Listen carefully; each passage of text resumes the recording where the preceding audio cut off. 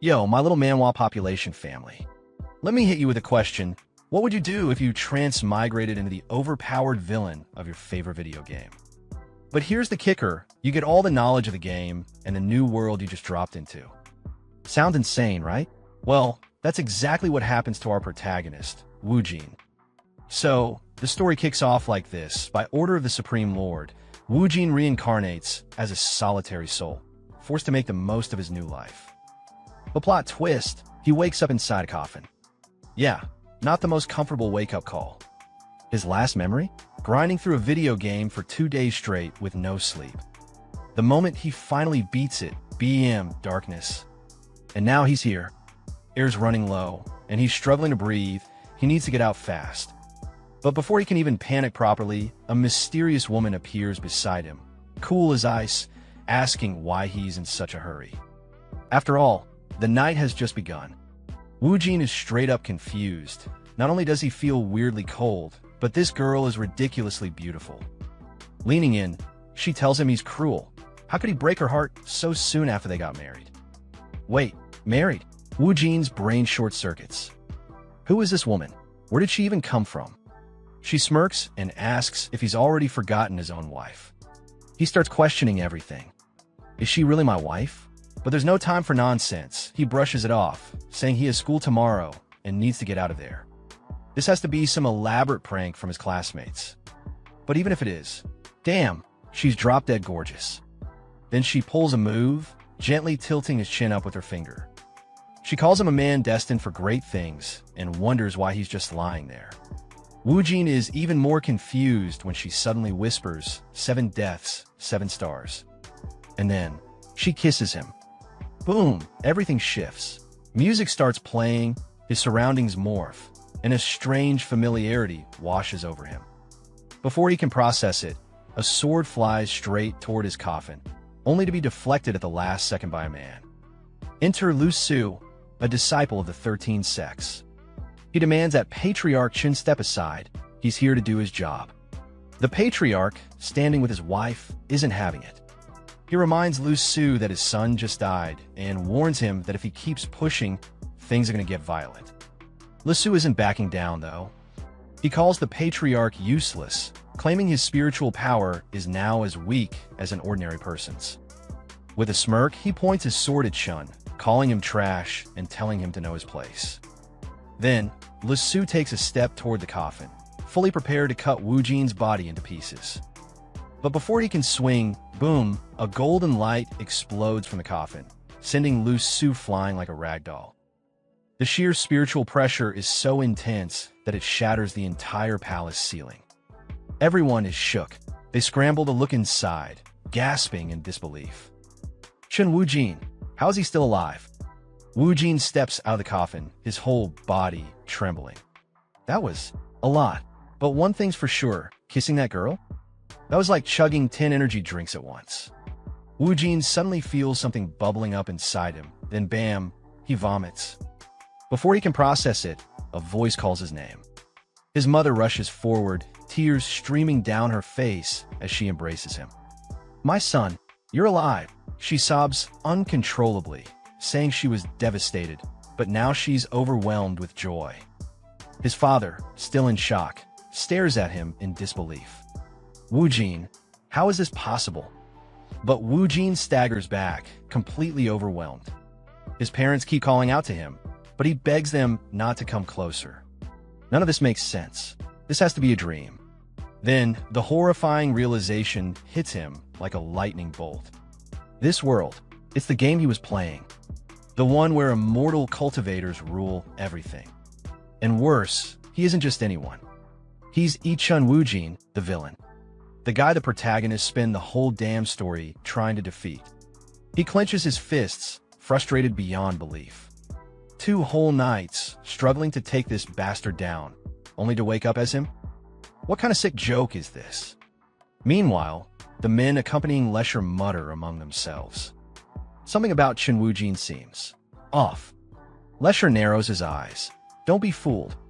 He's plotting something. Without hesitation, Lesher lunges forward, sword flashing, aiming to strike Woojin down while he's still in shock.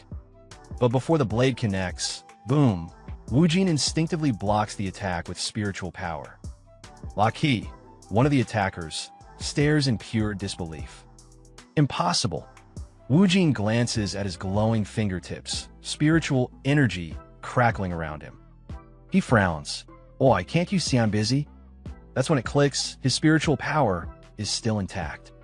And with his deep knowledge of the game, he knows exactly how to use it to his advantage. In this world, spiritual text holds immense power. It channels the very force of heaven and earth. With that in mind, he doesn't hesitate. Activating the soul rupture technique, he sends Li Shi flying back, leaving him sprawled out beside his comrades, wounded. The rest of them lose their minds. That's it. This scum has to die. Avenge our great brother. Wu Jin just smirks. Oh, since this is a game world, I might as well have fun with you NPCs. Tapping into his power, he carves a spiritual text into the air and slams his hand onto the ground. The palace rumbles. Suddenly, black spiritual soldiers rise from the shadows. Without mercy, they unleash devastating attacks, crushing the enemies and leaving the palace in ruins. Wu Jin watches the destruction unfold, grinning.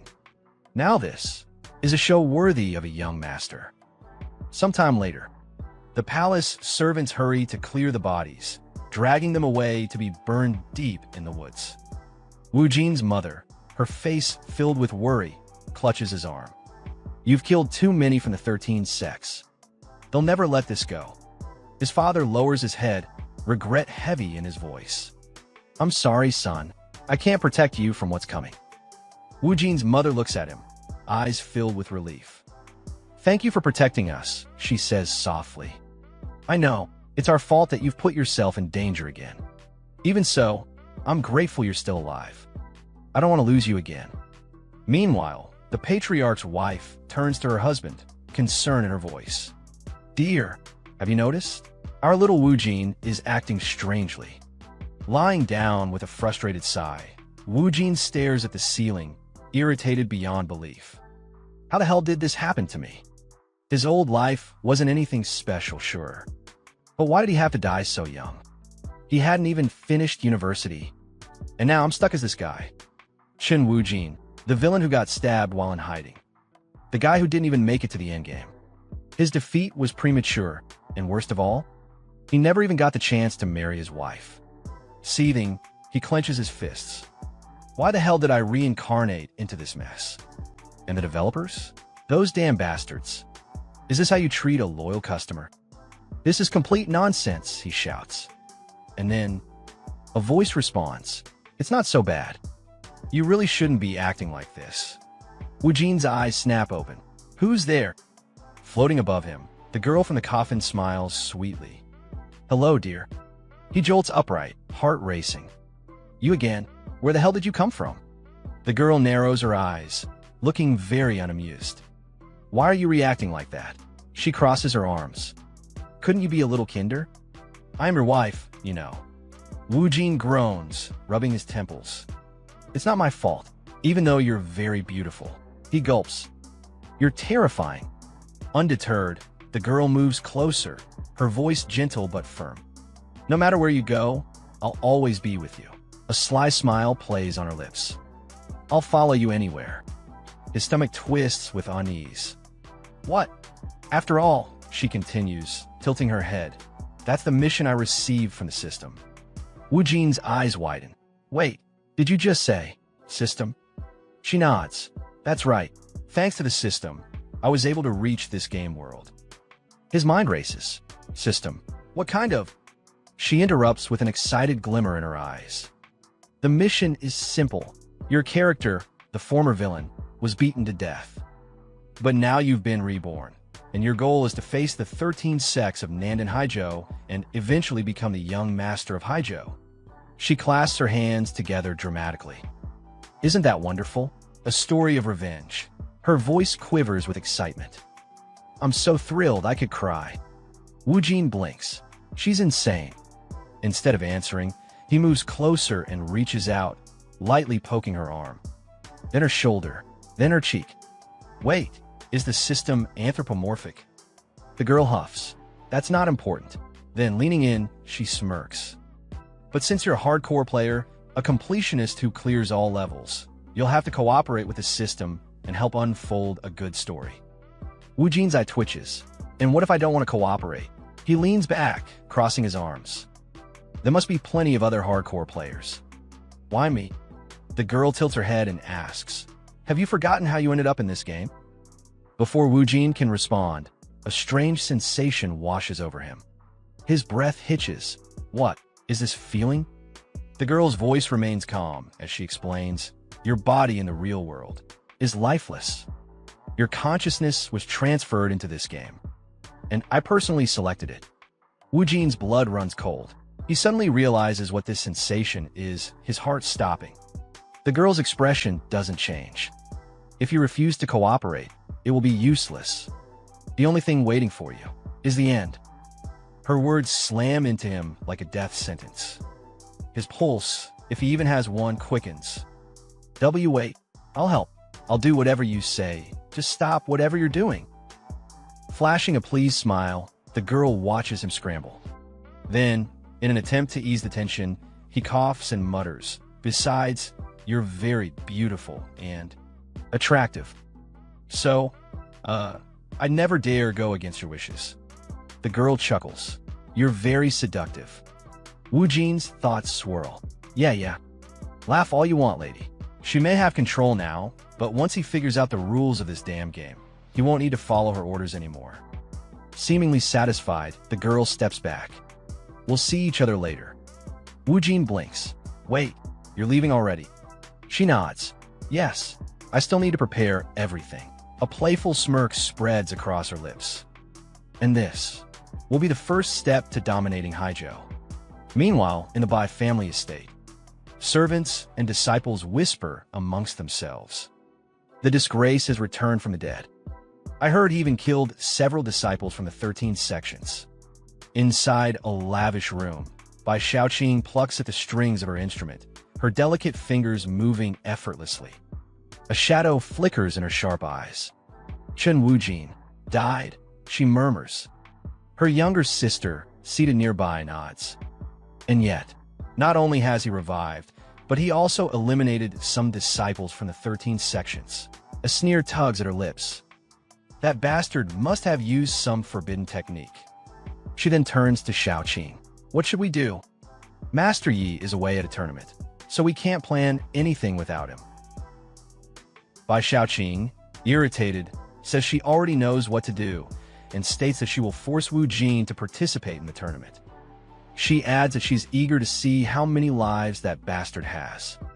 The next day, the protagonist tells his father and mother that he will enter the grand tournament, and that, to prevent people from seeking revenge against the family, he wants them to go to the state border for a while. Patriarch Chen apologizes to his son and admits that he was too harsh on him in the past. He says his wish is for Wu Jin to succeed, but above all, to remain with them, as he does not want to lose him again. The protagonist thinks that even though Chen Wujin was an obstacle in the past and lost his life completely, his parents always loved him. So in this new life, he will take care of them for Wujin. His mother encourages him to do whatever is necessary and assures him that she will always be by his side to support him. The protagonist declares loudly that they should not worry and comments that he knows better than anyone that if he does not work hard, he will be nothing more than a dog. If he backs down now, only the end awaits him. Their clan has been famous for hundreds of years, so how can they allow others to intimidate them? He tells his parents not to worry, because he will not repeat the mistakes that led to his previous death. He will win the grand tournament and shine once more. Sometime later in Linyu City at the floating workshop, the young master, aboard a flying ship, starts vomiting as the girl helps him. He thinks that he looked cool in front of his parents, but now he is acting just like he did in his old world. He is a nerd who gets dizzy easily, and if he had known that, he wouldn't have bought that type of vehicle. He thinks he was a bit pretentious and remembers his parents' surprised expressions, saying that only a cultivator in the divine realm could have something like that. Suddenly, someone appears, saying that the protagonist must be a very powerful cultivator. A short old man approaches, and comments that such a vehicle is not something an ordinary person could own or create. With a slight smile, he says that it is to be expected from Chun Woo-jin. The young master thinks that the old man is not just anyone, and replies that it seems his battle against the 13 sect has made him somewhat famous. Then, he asks if the man is there to take revenge on him. The old man laughs and says that the fight against the 13 sects is none of his concern. Besides, he has no intention of fighting a little boy. He tells the young master to move along and register, saying that in the first room, he will find the registration for the grand tournament. The protagonist thanks the old man for his hospitality and believes that he is not seeking revenge, which is a relief since his cultivation base is still unreliable. And perhaps all of this is just a trap. The old man, watching the young master, thinks that this boy is not as simple as he appears, and that, in the future, he will become a powerful enemy to his son, Hua Fei. As Wu Jin enters the room, he hears two people talking and asking if Lin Shun will participate in the grand tournament. He remembers the name, Yi Lin Shun, the original protagonist of the game, the one who defeated his character with a sword. He thinks he should take a look. Observing, he sees a girl talking to the gatekeeper and asking if he is from the Liu family. Xiao Qing calls her sister, Xiao Ru, to hurry up, saying that they are going to meet Shun. The young master, surprised, thinks that this girl looks familiar and realizes that these are Wu Jin's memories. By Xiao Qing, Wu Jin's childhood love, he had given her a bracelet that belonged to his mother and told her to take it because, when Xiao Qing grew up, she would become his wife. The girl laughed and accepted, saying that after all, she was his girlfriend. The protagonist, embarrassed, thinks that he cannot believe that such a beautiful girl was interested in his character. While he wonders what to do, the girl opens the curtain and the two meet, falling into silence. Bai Xiaoting looks confused, while the young master disguises his reaction by coughing. When Zhao Ting realizes who he is, she shouts Chun Woo-jin's name and quickly steps back, placing her hand on her weapon. She thinks she needs to gather chi and focus because Chun Woo-jin is a demon, and if she eliminates him, she will save many lives. This is no time to hesitate. She cannot be soft in this situation. However, she realizes that she is trembling. The young master wonders what is going on and why it seems like Zhao Ting is about to cry. He thinks that since she was his character's girlfriend, it's natural for Bai Xiaoting to be shocked. After all, he came back to life. The girl, on the other hand, wonders if the protagonist really thinks she is happy to see him. The young master greets Xiao Qing and thinks he must be careful, as he doesn't want her to panic. He believes that Qing doesn't need to be afraid and comments that he is back. Bai Xiaoqing steps back, draws her weapon, and attacks him, calling his name. The protagonist blocks the attack with his hand and asks what Bai Xiaoqing is doing. Xiaoqing asks if it isn't obvious and says that he's a demon with bad intentions. She demands that Wu Jin show her all his tricks and questions what else he is hiding. The young master wonders if she really wants to take his life and calls her little sister Bai.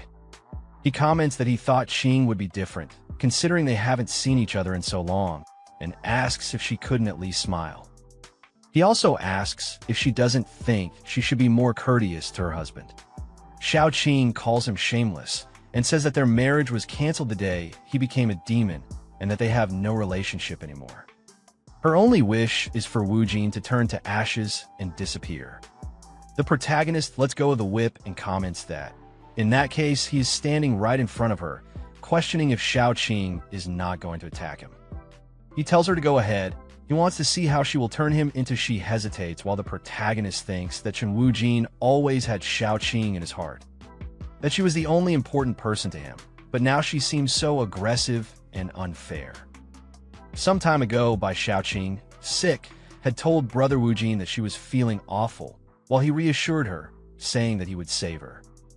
The protagonist remembers that back then, Xiao Qing had a high fever, and it was very difficult to treat her, but his character had practiced a forbidden technique to cure her.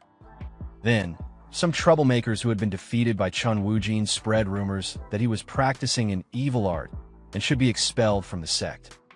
However, his only wish was to grow old by her side. Bai Xiaoqing told brother Wu Jin that she didn't care if he practiced an evil art because she would never leave him. The young master thinks that after losing his life, it seems she now considers him a demon. With his hand, he touches her face. Xiaoqing questions what he thinks he is doing, while the young master wonders if she is just acting. Blushes and wonders what is happening to her, questioning why her heart won't stop pounding. After all, he is a demon. Suddenly, she starts feeling a sharp pain in her head and says that it hurts too much. Bai Xiaoru asks Xiaoqing if she is okay and orders Wu Jin to let her go immediately. But the protagonist quickly catches her and begins inspecting her with his spiritual power. Xiaoru asks what happened and demands that Wu Jin release her. The young master questions why her pulse is so weak, especially her brain activity, and realizes that many of her meridians have been sealed with acupuncture. He wonders if someone tampered with her mind, and if it's possible that they altered her memories. Bai Xiaoru questions what he thinks he is doing and orders him to release her sister. The protagonist hands the gatekeeper 2 gold coins and requests 2 rooms.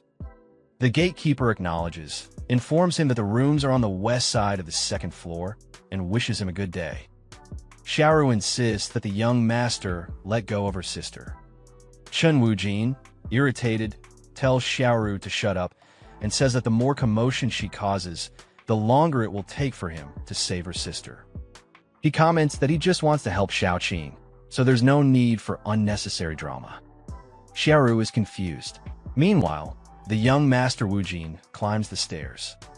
The self-proclaimed wife of the young master tells Xiaoru to leave it to them and suggests that she go ask for some treats. Xiaoru thinks that Chun will take care of her sister because he has always loved her deeply and could never bear to see her sick, as he was always the first to try to cure her. But for some reason, she feels a strange chill. Besides, why is he with that sensual and demonic-looking woman? Xiaoru shouts that she knew it and comments that Wu Jin is scum. Sometime later, Xiaoru, standing outside the room and irritated, warns Chen Wujin that if he tries anything with her sister, he will have serious problems. Suddenly, she hears a noise and wonders what that sound is. Then, she hears a moan coming from the room and turns completely red. The protagonist blushes and comments that she is too dramatic. Suddenly, the pendant on the bed begins to glow. A few minutes later, a young man informs the master that the jade pendant is shining. He tells the head of the Bai family that this light must mean that his sister is nearby and suggests that she might be in the inn across the street. Bai Muyang orders them to go in and check. Inside the room, Xiaoru, embarrassed, tells Chen Wujin that he is a beast and comments that she knows he is treating her sister, but he could be a little gentler. Outside, the innkeeper informs the Bai family members that the lady they are looking for is in that room. They thank him, and upon opening the door, they declare that they have come for her. However, everyone turns bright red with embarrassment upon seeing Xiaoqing in that situation, panting, while she begs Wu Jin to be gentler because she can't take it anymore. Hearing this, everyone blushes, and some even suffer nosebleeds. They become furious and demand to know what the protagonist thinks he is doing, ordering him to let go of their sister. The young master, seeing the sword coming toward him, thinks this is a headache, but suddenly, the sword is blocked by spiritual energy. Xiaoqing's brother asks the master why he stopped him. Bai Muyang scolds him, calling him an idiot, and asks if he doesn't realize what's happening. He explains that Chen Wujin is curing Xiaoqing, and that he almost interrupted the process before it was completed. Bai Muyang thinks about Chen Wujin and wonders what happened before he lost his life and how he managed to resurrect with such a high cultivation level. Xiaoqing, as she is being healed, thinks that everything feels so warm and tells herself that his hand is large and comforting, and those touches are very pleasant. Suddenly, she hears a voice telling her to eliminate him. When she opens her eyes, she wonders if the chained person she is seeing is Chen Wujin, while the voices whisper that this is her chance. She thinks that she knows she should hate him, but he looks so lonely, and that makes her question why she feels this way. Suddenly, she feels an aura around her hands, and realizes that the sensation is very familiar. Then, she starts crying and thinks that it can't be possible. She begins to remember the past, when Chun Woojin called her little sister Xiao and told her not to worry about anything, because he would take care of her. He gave her a bracelet, saying that it belonged to his mother, but would now be hers because she was his fiancée. Bai Xiaoting, crying, calls out to Brother Woojin as she sees him losing his life to a sword, begging her not to leave him. She, in tears, says that she was Brother Woojin's fiancée and questions what she has done. She starts apologizing, saying that she is sorry and wondering how she could have forgotten him. When she wakes up, she calls out to Brother Woojin. Bai Muyang asks Xiao Ting to calm down, saying that he is her grandfather. Bai Xiaoru hugs her sister and asks what is happening. Begging her to wake up, Xiao Qing, still crying, says she is sorry and asks Brother Woojin not to hate her because it wasn't her fault. Muyang comments that it seems like she is returning to normal, while her sister says that this is a relief. Qing, crying, calls out to her grandfather and says that she dreamed about Brother Woojin. She asks her grandfather what happened and why she thought Brother Woojin was a demon when she was in love with him. Suddenly, the protagonist appears behind her grandfather, saying that it wasn't her fault because Xiao Qing was a victim of a sealing, but now she is better. Bai Xiao Qing, seeing him, asks if he really is Brother Woojin. The young master replies that yes, it is him.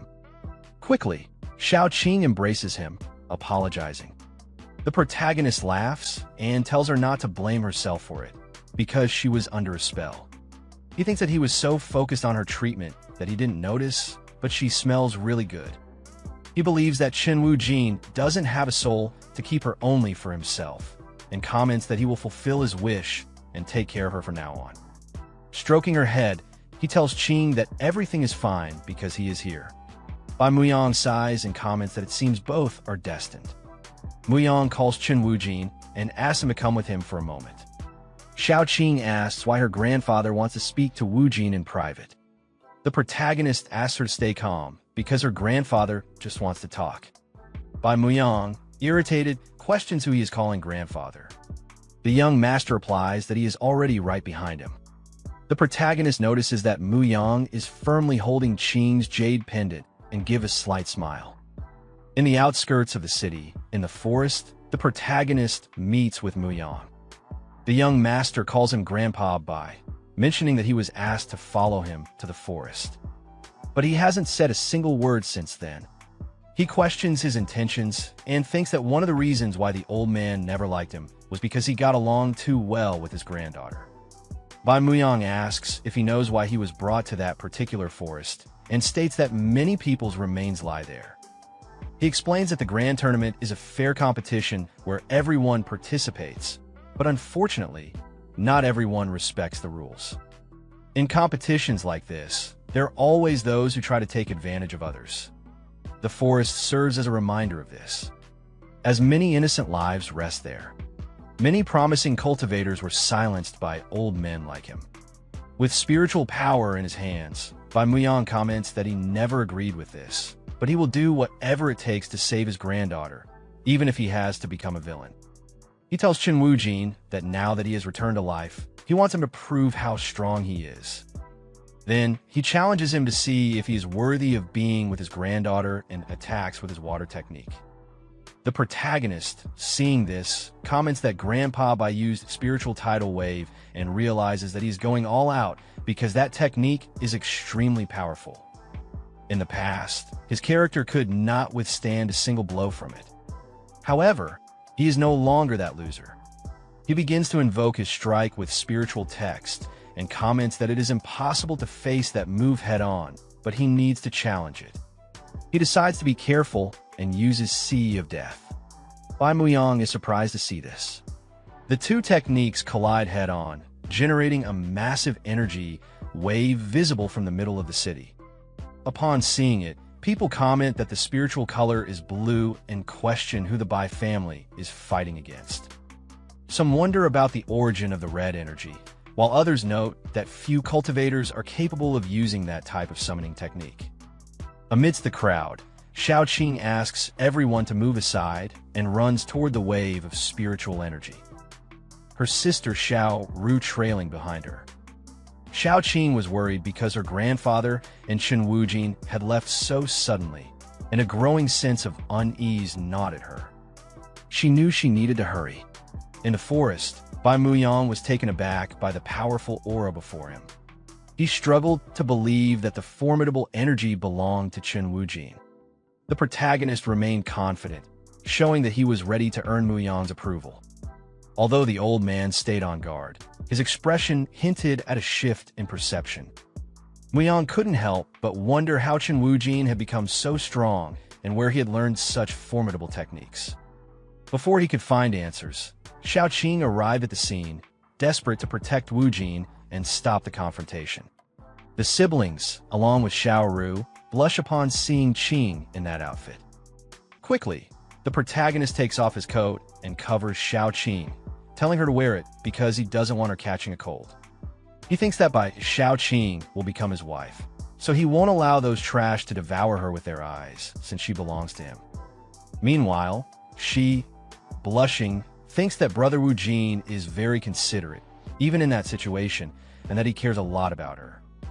Bai Muyang takes a deep breath and comments that he gives up, saying that it's impossible to break the bond between them. Bai Xiaoqing looks at her grandfather, irritated, and says that he should be ashamed for daring to use such a powerful technique just to suppress a boy. Grandpa Bai replies that she doesn't need to make a scene, calling her a little girl, and comments that her fiancé is stronger than he seems. He adds that he has no idea where the boy learned those strange techniques. But now there is nothing he can do. The protagonist asks him not to be so modest, calling him Master Bai, and says that he was very merciful because if he had gone all out, the old man wouldn't have had a chance. The old man thinks that at least the boy has good manners and calls him a brat, commenting that he only did this because of his granddaughter's feelings. He explains that when the sect was after him, after he lost his life for his granddaughter's sake, he sealed the meridians in her body with his spiritual power to suppress her emotions. Surprised, the girl questions how her grandfather could do that. Bai Muyang replies that not only did he come back to life, but he also managed to break the seal on his own, which must be the will of the heavens. The grandfather asks him to extend his hands and comments that he will teach him spiritual tidal wave as a reward for his explosion of power. He explains that the protagonist's body is rich in spiritual energy, but very disordered. With that technique, he will be able to stabilize it. And with his ability, in a few days, he will be able to master it. Master Bai comments that the young man's understanding and comprehension are incredible, calling him a genius. Xiao Ting, admiringly, says that brother Wu Jin is very powerful. Suddenly, his wife says that this is obvious. After all, he is the man she loves and personally chose. She also adds that he is their best player. The protagonist questions why she always appears at the worst moments. Suddenly, Xiao Qing calls out to brother Wu Jin. Startled, he thinks there's trouble. Xiao Qing, with a serious expression, watches silently. The young master tries to explain that it's not what it looks like. Qing reassures him, telling him not to worry because she understands. She comments that the woman has been by his side because she was the one who saved his life. The protagonist and Cha Hain can't believe what they just heard. Xiao Qing explains that when she saw the woman's body become invisible, she already understood that her abilities are extraordinary. Cha Hain thinks that this shouldn't be possible because she is the system. Xiao Ru tells her sister that she is too naive because it's obvious that the woman is a rival.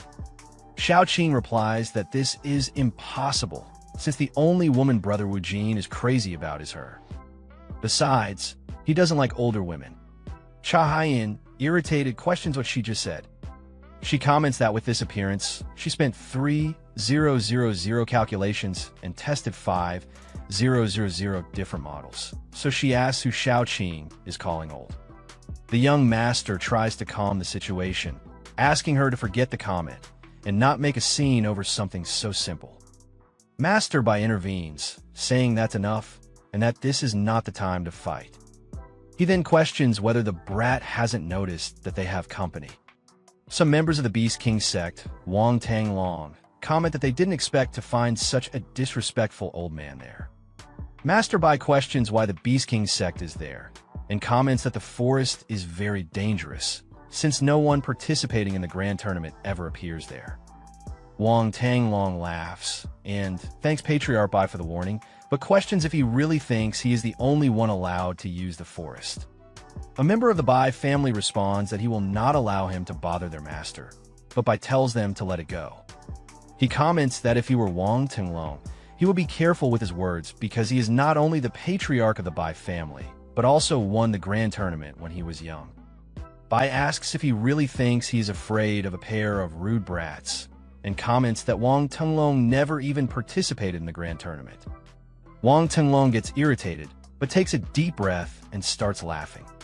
He calls Master Bai an old man, and says that everyone considers him a great cultivator, but when the sect united to hunt down the trash that was Chen Wujin, he was just one of the leaders. However, he knows very well that Bai stayed on the sidelines, remaining in the rear the whole time. The protagonist intervenes, saying that at least he didn't hide like a coward inside Kuya Mountain. Wang Tanglong demands to know who said that. The young master asks if he doesn't recognize him, now that his sect is famous again. All the members of the Beast King sect are shocked, saying the name Chen Wujin. The protagonist asks what's wrong and comments that they look like they've seen a ghost.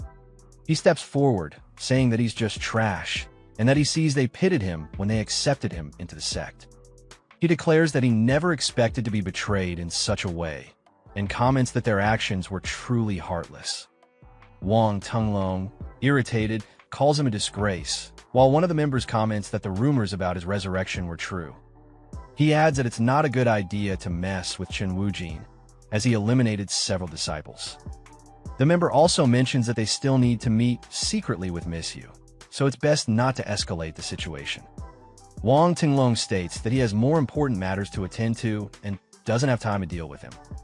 He tells the protagonist to wait until the grand tournament begins, promising to send him back to hell. Suddenly, he notices something and orders everyone to stop. Wang Tanglong asks what he wants.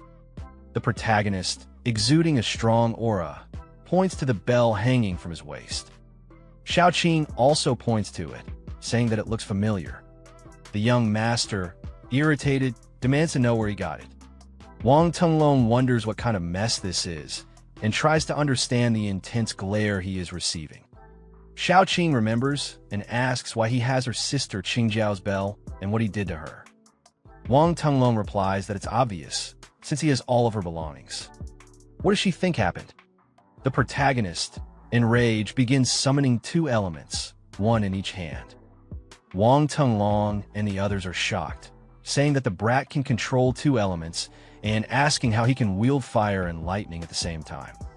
The young master, raising his voice, declares that they will all pay for this. Enraged, the intensity of the elements increases as he utters the name Qingjiao, thinking that she was one of his favorite characters. One of the Beast King sect members tells his brother that the brat is dead serious and questions if he really intends to fight him. Long tells him to stop acting like an idiot and reminds him that he is in the Yuaning realm, asking if he really thinks he's afraid of the brat. The man comments that the spiritual pressure is not normal and believes that the boy's power is above the Yuaning realm. Old Bai says this is bad because if Wu Jin hurts someone, he will be disqualified from the grand tournament and orders Yao Qing to bring him back to his senses. She hesitates and says she doesn't want to, commenting that there's no point in him participating in the grand tournament anyway, because even if he wins, the other sects will try to eliminate him in the name of justice. She says that those idiots don't understand Brother Wu Jin's greatness, and adds that he is not only handsome, but also possesses terrifying abilities. Master Bai comments that this girl doesn't seem like his granddaughter, and says that the chi energy flow is too intense, certain that someone will eventually step in to stop the fight. Wang Tanglong begins writing a spiritual text, and says that if the brat wants to lose his life so badly, he is welcome to, as he will grant his wish. He thinks that he can't believe he has to use this, but with this technique, he will be immune to the brat's attacks. The protagonist comments that he sees he is using a defensive spiritual scripture and says it's not a bad idea. Spiritual scripture is a technique that can be used both offensively and defensively, and its power depends on the user's comprehension. The young master remarks that it's a pity Long is his opponent and tells him to watch and learn. Wang Tung Long is in disbelief as the protagonist launches his technique, Serpent of Death. He declares that no matter how many tricks Long tries, an ant will always be an ant, and that he was never his rival. Wang Tung Long and the others are terrified, saying that this is the end for them. Long activates his defensive technique, saying that he will eliminate him, but Serpent of Death collides with the defensive technique. Shattering it effortlessly, Long, unable to believe it, asks how he managed to break his defense so easily. As the young master's attack is about to strike all the Beast King SEC members, someone tells him to wait, and a white serpent appears, stopping the protagonist's attack and dissipating the blows. The voice comments that it was an excellent attack and that he expected nothing less, but says that he is still very young and must learn to control his emotions. Wang Tung Long demands to know who he is.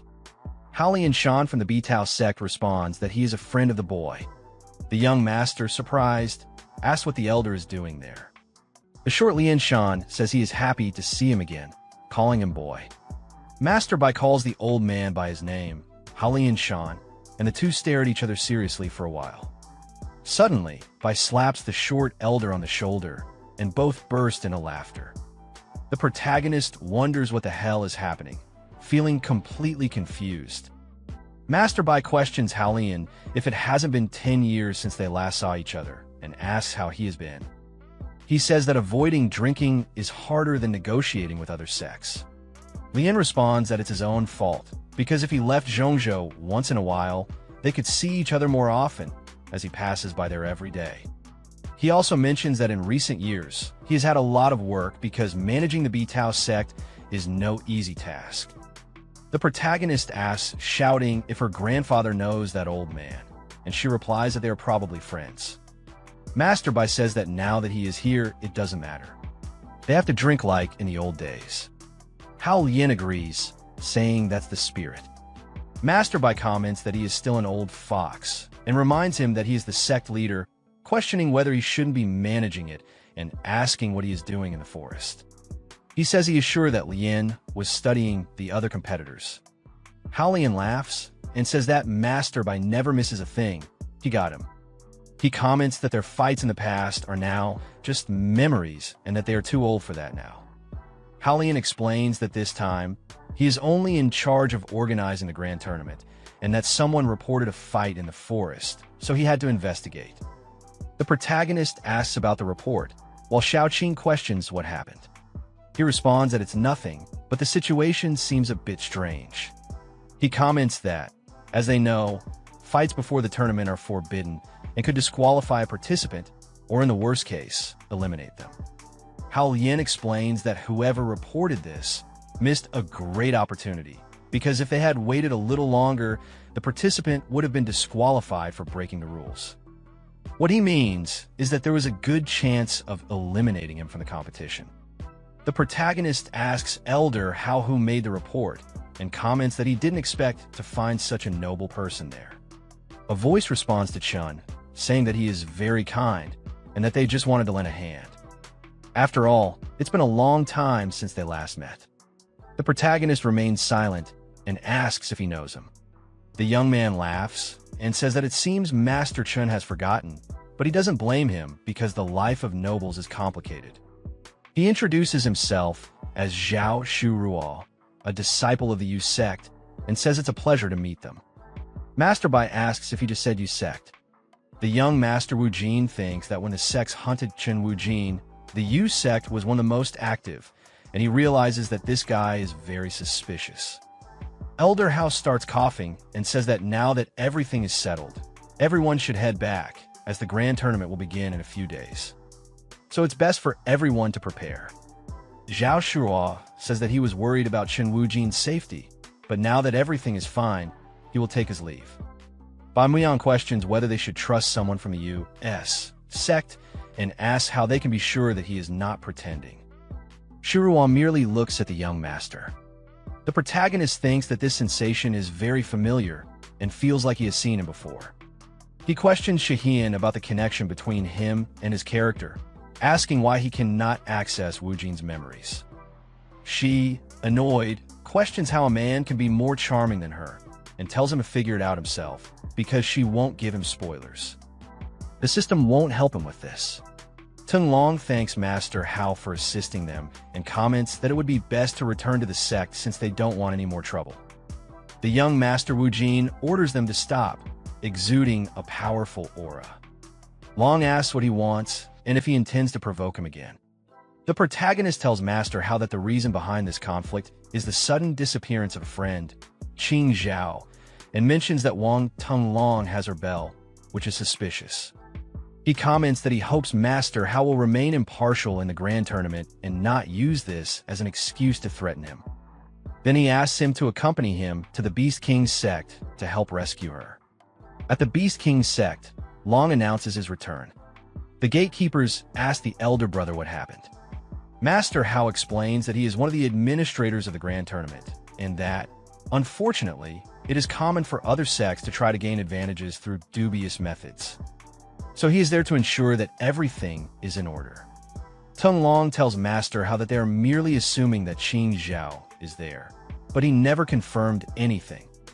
Then he asks the young Master Woojin if he really thinks he can blame him for having that bell, claiming that he simply found it in the forest. Lien Shan comments that if that is the case, there should be no problem in letting them search. Long allows them to enter, but warns that if they find nothing, Chun Woojin will have to kneel and call him master. The protagonist asks if he is sure, but warns that he fears the only loser will be him. Master Hao declares that they're going in. The young Master Woojin orders Shao Qing to search the eastern zone while he searches the west. Long thinks that they can search all they want. But since this is his territory, they won't find anything. He laughs internally, calling Woojin a brat, and thinking that he has everything under control since that bitch belongs to him and will never be found. In the underground chamber, Qing Jiao, holding her stomach, thinks that she is very hungry. Suddenly, the door starts to open, and she notices the movement. One of the Beast King's sect members comments that he bets she is starving and taunts her, saying that all she has to do is submit to their elder brother, and it will all be over. He mocks her further, asking if she doesn't smell the food, and if she really doesn't want some. The girl, gripping a dagger, trembling, screams at him not to come closer. She warns that if he takes one more step, she will end her own life. The man, irritated, smashes the plate of food on the ground, insults her, and asks if she doesn't understand her situation. He tells her that if she continues with that foolish temperament, she is doomed. As he leaves the room, he tells her to go to hell and says he wants to see how long she will last without eating. Another SEC member questions why he is so irritated, saying that she is just a girl and shouldn't be a problem. He suggests using a non-lethal poisonous incense so they can capture her easily. The man asks if he is new there and questions if he really thinks they haven't tried that already. He says that the girl is an expert in medicine, so no poison or aphrodisiac will work on her. Otherwise, they wouldn't be in this situation. They just have to wait until hunger does its job. Once her body is completely weak, they will capture her. He believes that she won't last much longer and that the elder brother will soon be able to enjoy her. Qing Zhao, lying on the floor, thinks that she must resist. She cannot give up. With a determined look, she promises that she will not succumb, and biting her lip, curses them and says that they have betrayed the young master.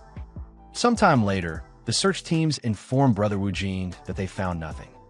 Shao Qing says that there are no traces of Sister Zhao. The protagonist thinks that it's impossible. She has to be here since he can sense a faint energy trace from her bells. Long asks if he is tired of searching and questions if the young master will kneel and call him master. Outside the Beast King sect, people hear Long ordering someone to kneel and call him master. A crowd starts gathering in front of the sect, with some asking who that Chen Woojin with them is. Long questions the young master about what is happening and if he is going to run away, reminding him that they made a bet and he gave his word. He orders Woojin to call him master immediately, intending to humiliate him in front of everyone and make him pay for his insolence. The young master says that if he has no other choice, he will do it. But he comments that since that bell doesn't belong to Long, he might as well return it, as the protagonist will still be its true owner. Long questions why he should return it. Master Hao intervenes, saying that Long is right, but that bell has nothing to do with his sect, and if he is a decent man, he should return it. Tung Long remains silent, hands the bell back to Wu Jin, and orders him to call him master already. The protagonist holding the bell says that he knew it. The closer he gets to it, the stronger Qing Zhao's spiritual energy becomes, and he is certain that she is definitely there. Long asks what the problem is, and if he is going to continue with this. The young master Wu Jin responds that a disgusting person like him is not worthy of her, and warns that this is his final warning. He demands that Long answer honestly and asks if he kidnapped Qing Zhao. Long, irritated, remains silent. Meanwhile, the protagonist states that since Long refuses to admit it, he will find out himself. He declares that he didn't want to cause more trouble, but he has changed his mind. Now he will show everyone how rotten Long is inside, and says he is going to start using a technique on the bell. The bell quickly flies into the air. People are surprised, wondering what that is, while others comment that the technique is the spiritual locator, a mysterious technique that very few cultivators are capable of using. Cha Hayan thinks that she knew she made the right choice because, among the hardcore players, he is the best and knows how to use most tricks perfectly. A man points his finger and tells the crowd to look, saying that the technique is recreating the scene. The vision shows Wang Tunglong and his men carrying the girl in a cage, giving her some water and telling Qing Zhao that he doesn't want her lips to be dry when they kiss. Qing Zhao, with a dagger pointed at herself, threatens him and warns him not to come closer. Long, irritated, calls her a bitch. He tells her to listen and stop thinking that he won't do anything just because she is threatening to take her own life with that stupid knife. He says that once she is too weak to resist, he will have a lot of fun with her and tells her wait because he is sure she will love it. He throws the water on her, saying that they will remove that plague first, and orders her to stop being shy and stop covering herself. Long comments that once they are married, he will make sure she stops being so timid.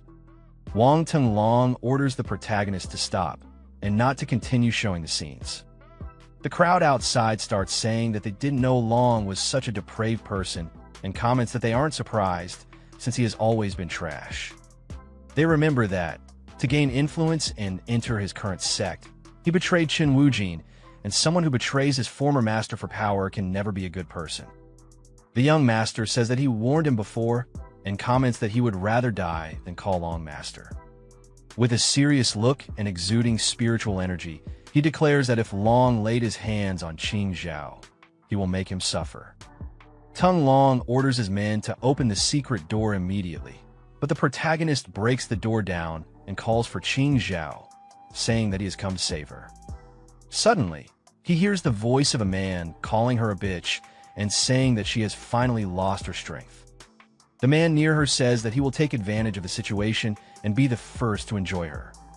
Hearing this, the protagonist rushes in and upon arriving, delivers a full-force punch to the man, breaking his neck. The other man, witnessing this, begins to tremble in fear. The protagonist, exuding a sinister aura, calls him a piece of trash, while the man falls to the ground, shaking uncontrollably. The young master picks up Qing Zhao, who is trembling, and tells her not to be afraid because her master has arrived. Long says that Qin Wujin is too arrogant and comments that he just took the life of one of their disciples, which is highly unethical. The young master mocks them, saying that they, of all people, are talking about ethics and morality, and asks if Long really thinks he has the right to question him. He states that he ended the man because he insulted his sect and tried to take advantage of his friend. He declares that Long is lucky because the elders are there, and he cannot take the life of any participant before the tournament. Otherwise, Long wouldn't be alive. But once the grand tournament begins, he won't escape and will meet a miserable end. Tung Long calls him a disgrace. Sometime later, in another place, Tung Long smashes a teacup and swears that he will eliminate that little bastard.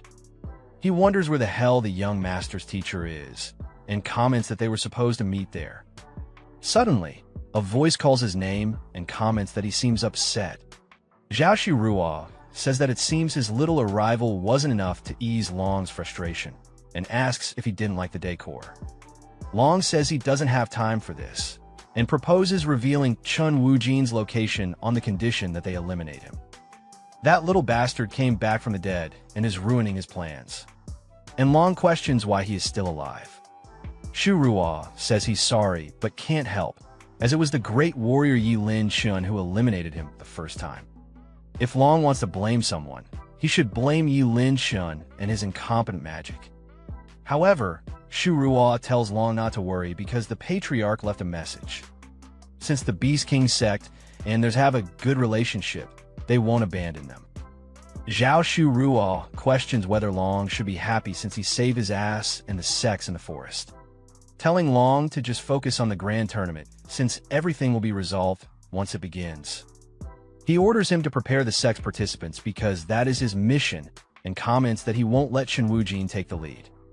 Sometime later, Xiao Qing wrings a warm water cloth, places it on Qing Zhao's forehead, and says that she is stable and her fever should go down now. She asks Wujin not to worry because Qing Zhao will be fine. The protagonist strokes Xiao Qing's head and says he knows that with her taking care of everything, he has nothing to worry about, and thanks her. Outside, a voice orders Chen Wujin to come out immediately, warning that they won't allow him to bring disaster and calamity to the world. Qing Zhao says that voice sounds familiar, while the young master thinks that tone belongs to his character's arch-nemesis. One of Master Bai's disciples enters the room, asking Wujin where that girl came from and commenting that she is a rare type. At first he thought she was an enemy, but then she started shouting that she would bring disaster and calamity with him. Besides that, she mentioned having the power of 10,000 demons. The protagonist is embarrassed and tells the disciple not to pay attention to her, because without a doubt, she is quite peculiar. At the entrance, the girl tells the receptionist that she is looking for Chun Wujin, asking where he is and claiming that she knows he is staying there.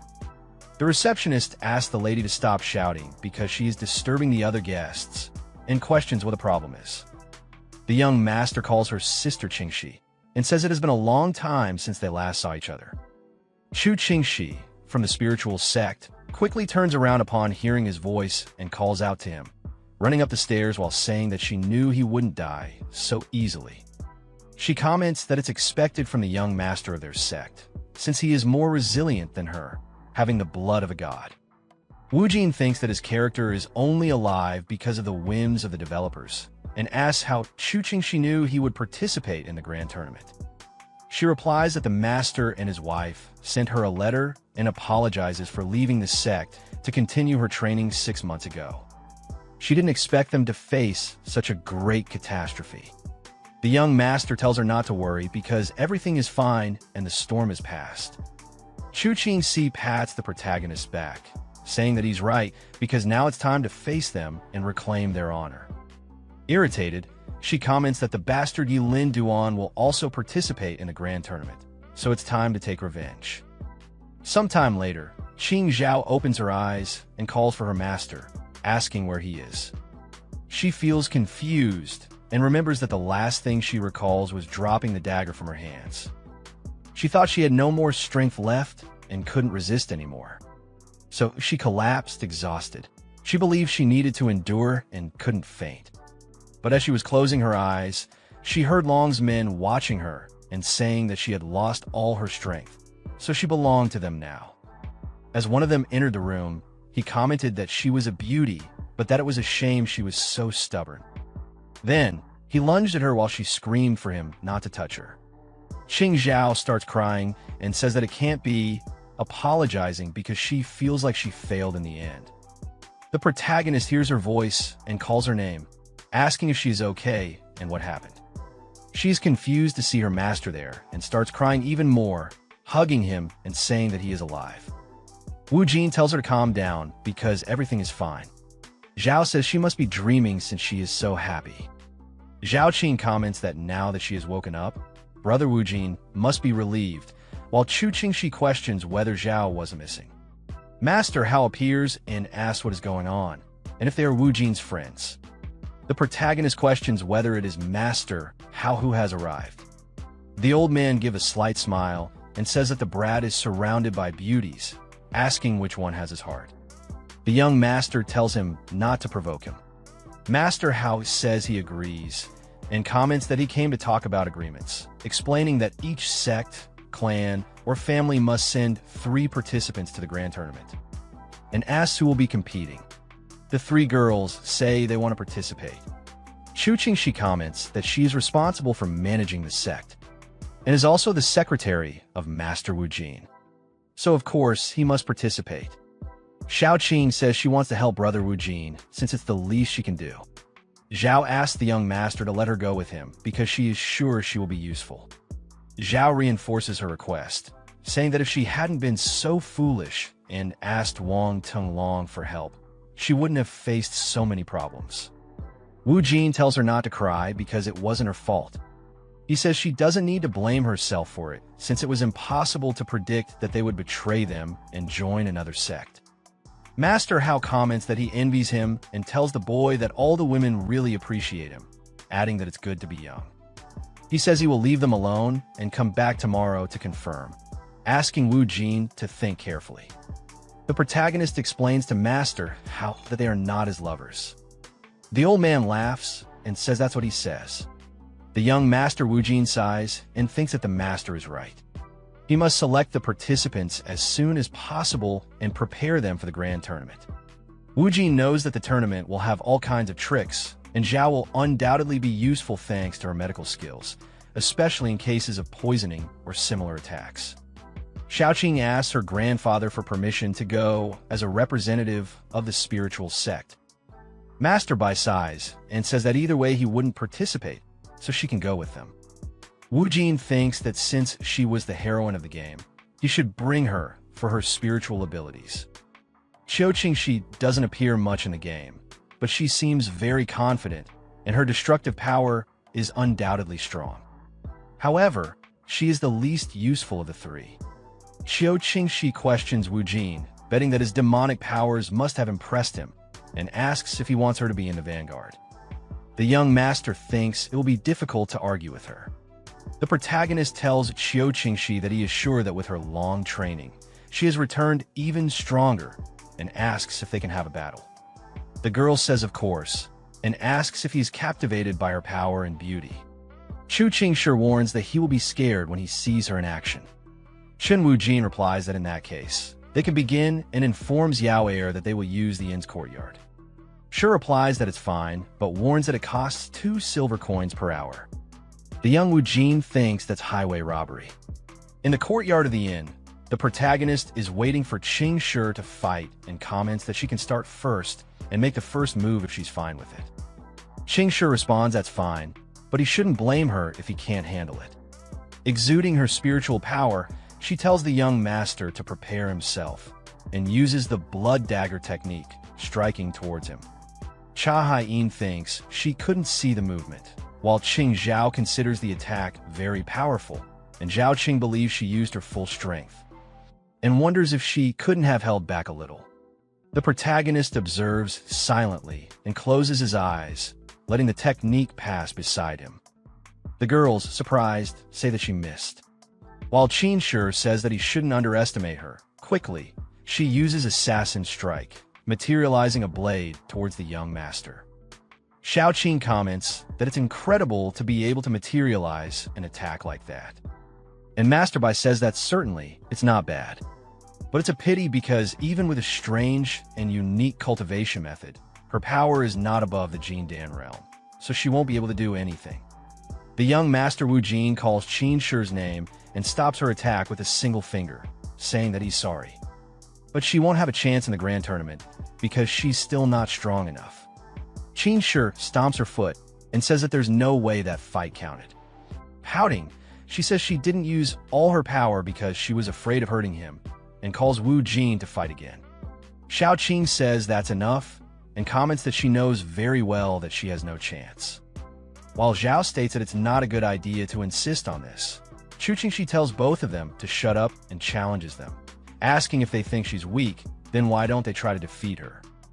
Qingxi notices something and comments to the protagonist that he did this on purpose because he wanted to prevent her from participating in the tournament. Wu Jin asks her to calm down and confirms that it's true. He doesn't want her to participate in the tournament. Qingxi gets irritated, but Wu Jin says that he has a very important task for her and that only she can do it, making her irreplaceable in his plans. Qingxi asks if it really has to be her, and he answers that yes. He explains that the tournament won't be decided only in the arena. There will be many dangers outside of it. It is inevitable that they will encounter people from the Beast King sect, and they will do anything to win, including breaking the rules and setting traps. Participating will be extremely dangerous, so he needs her to be their guardian, ensuring that everything goes in their favor. Wu Jin pleads with her and mentions that she has the power of 10,000 demons, and he is sure that she will be able to suppress their enemies.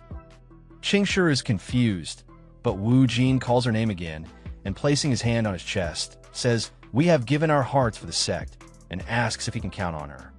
Qingshi, excited by the young master's words, responds that he can count on her. Cha Han, unable to believe it, thinks that she is surrounded by idiots. The protagonist gives a slight smile and sighs. On the day the grand tournament begins, the young master Wu Jin hands the list of participants to Master Hao. Hao laughs, wishes him good luck, and comments that he hopes he can win. Chen Wu Jin thanks him for his words. The tournament organizers start beating the drums, and Master Hao announces the beginning of the grand tournament. Everyone is euphoric and excited. Xiao Ting starts waving the flag, saying that victory will be theirs and that Brother Wu Jin is the best. The protagonist is embarrassed. Cha Han appears beside him, and Wu Jin tells her that the tournament is about to start, so she cannot follow him. She responds that he doesn't need to worry because she is the system. And if he doesn't remember, it means that she is omnipresent. She comments that she will follow him wherever he goes. The young master just takes a deep breath. Suddenly, someone points to the sky, telling the others to look and declaring that it has finally begun. Master Hao announces that the first round consists of surviving inside the secret realm. He orders the participants to form a group of 3 and pass through the dimensional mirror. He explains that they will need to survive for 7 days and prove their worth in a hostile environment. He wishes them all good luck. Xiao Qing, surprised, asks Brother Wu Jin what that is. All participants receive an amulet, and Master Hao comments that everyone must take care of that piece of jade. Once they enter the secret realm, if they lose it, they will be disqualified. He also explains that the missions are simple. Protect their jade pieces and take the ones from other teams. They will earn 1 point for each extra piece, but will lose 5 if any member loses theirs. Well, now everyone can enter the dimensional mirror, says Master Hao, wishing everyone good luck. Thus, he begins moving everyone through the dimensional mirror. The young master Wu Jin holds Qing and Zhao, telling them to hold on tight. Master Hao says that they can use external objects, but if they try to damage others on purpose or with bad intentions, they shouldn't blame him for disqualifying them. Before they land, the young master throws a green slime on the ground, making their landing easier. Qing notices something and tells Chen Wu Jin that the aura on that island is very strong. Zhao warns the master to be careful because she is sure that the test is not just about facing others and that there must be something more. Wu Jin reassures her, saying that he thinks the same. It must have a hidden test. Otherwise, with the current level of cultivation, it would be too easy. Master Halian Tibetan comments that Chun Wu Jin is very presumptuous and questions the second brother if that was the variable he had mentioned. Halian Shan confirms and says that the boy is very interesting. He mentions that the sects have produced few geniuses in recent years and that, without a doubt, Wu Jin will surprise him. Lian Tibetan agrees and comments that the boy should be dead. Without a doubt, he will be an interesting variable. Finally, he says that enough talk. It's time to observe what happens. At the betting house, the owner calls everyone to place their bets. Many start betting on Wang Tanglong from the Beast King sect, while others bet on Xiao Xingyu from the Star sect. Later, some comment that if Yi Linqian is participating, he will be the winner. But others question whether he is really competing. While the gamblers comments that now that it has been mentioned, he still hasn't seen Yi Linqian. This causes murmurs among the crowd, and some lament, saying that without him, the competition will be boring. Sometime later, one of the participants, terrified, runs from a giant tiger, screaming for help and saying that he surrenders. Long declares that there is no one who can face him, and his men comment that they can't even handle their mascot. One of the members suggests that now that they are prepared, they should get rid of Chen Wujin. Wang Tenglong tells them not to worry because he has already sent Zhao Jinping to capture him. He comments that nothing escapes his eyes. As soon as they discover where Wu Jin is, they will take care of that trash, and this time, he will eliminate him personally. Zhao Qing alerts Wu Jin to look at the sky. Sometime later, the protagonist comments that the eagle looks delicious. He praises Zhao, saying that her cooking is wonderful. Zhao asks if they haven't violated any rules by doing this, but Qing explains that there is no prohibition against killing a bird, only against taking the lives of people. Wu Jin adds that, technically, those aren't just birds but spiritual beasts, and the Beast King sect has many of them. Suddenly, a voice says that it sees Wu Jin is still taking lives indiscriminately, and that he is the same demon as always. A young man perched on a tree comments that Chen Wu Jin is incredibly lucky. He jumps down, says that Wu Jin remains a mystery, and questions what he truly is and how he managed to come back to life. The protagonist, surprised, wonders if that guy is really the protagonist and why he is so different from the game. Xiao Qing calls out Yi Linqian and comments that it has been a long time since she last saw him. He questions Qing about why she is with that trash and asks if he is forcing her. Wu Jin wonders how he could have forgotten something so important and remembers that those two are the heroes of the game. Zhao asks the young master if he is okay, and he tells her not to worry, saying that he is just a little dizzy. Yi Linqian tells Xiao Qing to come with him and forget about that bastard. The protagonist gets irritated, questions what he thinks he is doing, and asks if he still thinks he is dead. He declares that he will not tolerate such insolence and uses spiritual writing. But Qing commands her snake Lingua to take care of him, leaving Wu Jin and Yi Linqian confused. Linqian dodges Lingua's attack and asks what she is doing. The girl questions if he thinks she is the same fool as before and declares that he will pay for everything he has done, promising to send him to hell. Yi Linqian responds that she is as impulsive as ever and, using his flute, says that he understands. In that case, he will teach her a lesson, and she will pay the price for her recklessness. Outside on the large screen, everyone is watching in shock. They comment that it is undoubtedly Yi Linqian. The crowd says that since he and Chen Wujin are enemies, there is no better opportunity. Master Bai quickly stands up, calling his granddaughter Xiao Qing. Master Hao tells him to calm down and reminds him that he knows the rules. Nothing can interfere during the tournament. Bai Muyang responds that he cannot sit idly by because she is his granddaughter. Hao says that as long as she does not surrender and does not drop the piece of jade, he cannot do anything. Muyang insists that he must act before it is too late and orders Hao to get out of his way. Suddenly, an explosion occurs in the mirror. Master Bai, shocked, calls for his granddaughter and runs, saying that if anything happens to her, everyone will pay the price. As he approaches the mirror, he says that he can no longer see anything and is sure that she has been reduced to ashes. The protagonist comments that Yi Linqian's fire is useless against his wind, defending against the attack and dissipating the flames with a gust of wind. With Qing in his arms, Wu Jin tells Yi Linqian that this time, things will be different and declares loudly that he will not let him harm his woman. The spectators watching through the mirror comment that it was incredible. Someone asks if Chen Wujin really managed to block Yi Linqian's attack, while another questions what kind of techniques that boy cultivates. Yi Linqian, irritated, wonders what is happening is when they got rid of Wu Jin in the past, he was not this strong. He questions how Wu Jin came back so powerful and who he really is, as it is impossible for trash to be this strong. The young master and the system are confused, but Wu Jin finds the question strange and comments that he is Chun Wu Jin, the person Yi Lin-shin killed and used as a sacrifice to become famous. Qing asks him not to phrase it that way because, even if it is true, it makes him sound like a loser. Yi Lin-shin responds that it seems he was worrying for nothing and says that he does not understand why he got so serious about trash like him. In that case, he suggests that they hand over their pieces of jade, and he will let them go. Qing states that Lin Shen's attack is Semhai's song, a melody capable of piercing the soul and damaging the heart.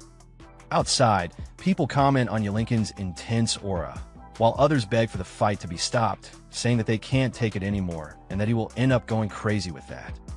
Hal Yin Tibetan says that, as expected of Yelinkin, that girl is very talented. Master Hao agrees, saying that he is right, and that the situation has become difficult for Chun Wu Jin. He reassures Master Bai, telling him not to worry, as he is sure that they will be fine, and comments that it is better to let the young ones resolve their own problems. Wu Jin orders Zhao to listen and use the bells to create a shield quickly. She responds that she understands and begins to create the shield with the bells.